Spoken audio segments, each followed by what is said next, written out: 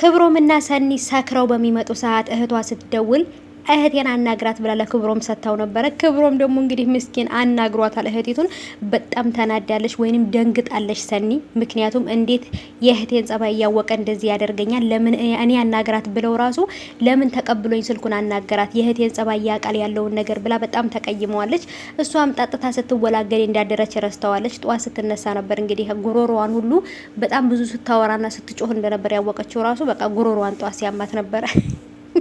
የዛሬው ኦ ማይ ጋድ ብያለሁ። ኦኤምጂ ነው። ተመችቶኛል። ሰኒዬ በርቺ በርቺ። መጠጥ ስጠጪ ለካ ሁለተኛ ሰኒ ነው እንደምትሆኙ።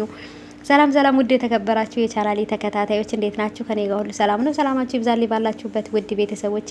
ለቻናሌ አዲስ ከሆናችሁ ሰብ እያረጋችሁ ቤተሰቡ ነው ስለምታበረታቱኝም አመሰግናለሁ ሁላችሁንም ማለት ነው። ቤተሰብ የዛሬው የጽናት ድራማ ኦ ማይ ጋድ በጣም አሪፍ ነበር። በተለይ እዚህ ጋር በቃ እኔ ራሴ በጣም ነበር የሳኩት ማለት ነው። ሰኒና ክብሮም እየተወላገዱ ሲገቡ ክብሩዬ ጋ ነው ክብሩዬ ጋ ፈታልን ዛሬ ምናምን አላለችም መሰላችሁ ሰኒ እንኳን ሰው ልታቆላምጥ እኮ ከብሮም ሰው ደሞ ነበር የሚፈላው ማለት ነው። አሁንዬ ከክብሮ ያለችው ለዛው ማቆላምጣው ማለት ነው። ኦ ማይ ጋድ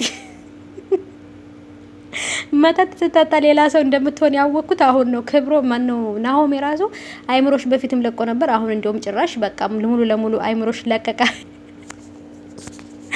እና በጣም ነበር የዛሬው ፈታ ዘር ያደረገች። በዛ ላይ አስቡት ሰኒ ከወንድ ጋር ተቀምጣ ምናምን ቡዬ ጠጣች ፈታ እያለች ምናምንና ማሰብ ራሱ ከባድ ነው። በርግጥ ሰው ነው የማይቀየር የለም ማለት ነው። ሁሉም ሰው ይቀየራል የመቀየር ሀሳብ ካለው።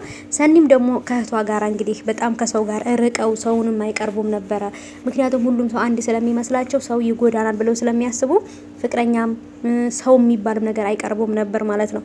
እና ሰኒ አሁን እነ ጽናት ጋር ብቻ ነው የምትቀራረበው እንጂ ሌላ ማንም ጓደኛ የላትም። የስራ ባልደረባ ራሱ ጓደኛ የላትም። በቃ ትሰራለች፣ ትወጣለች። እና ይሄ ነገር በፊት የነበረው የእህቷ ህይወት እህቷ አግብታ በነበረ ሰዓት የነበረባቸው ስቃይ አሁን ላይ አይምሯቸው ላይ የፈጠረባቸው ተጽዕኖ አለ። ሁሉም ሰው አንድ ነው የሚል ማለት ነው።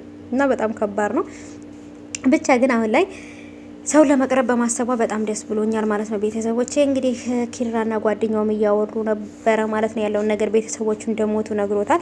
እውነት ነው እየተናገረው ነገር ግን ምን እንደመናገር ምክንያቱም አንዳንድ ጊዜ የራሳችንን ህመማችንን የራሳችንን ጭንቀት ደብቀን የሰውን ጭንቀት ለማቅለል እንሄዳለን እና እሱ ራሱ በጣም ከባድ ስትረስ ውስጥ ነው ያለው። የኪራ አዲሱ ጓደኛው ማለት ነው በጣም ትልቅ ስትረስ ውስጥ ነው ያለው። ቤተሰቦቹን ያስታውሳል። ቤተሰቦቼ በእኔ ምክንያት ነው የሞቱት ብሎ ስለሚያስብ ቤተሰቦቹ መቃብር ጋር እየሄደ ብዙ ጊዜ እየተከፋ ነበር የሚያሳልፈው እና አሁን ላይ ደግሞ ለምን አልነገርከኝም ብሎታል ኪራ። አሁን ላይ ነው ያለሁኝ ጓደኛ ምንም ባይኖርህ እኔ ያለሁኝ ከዚህ በኋላ ምናምን ብሎታል። ይሄ ነገር ደግሞ በጣም አሪፍ ነው እና ውዶቼ የሰኒ መለወጥ እንዴት አያችሁት እናንተ? ሰኒ እንዴት ነው ሀሳቧ? በጣም አሪፍ ነው።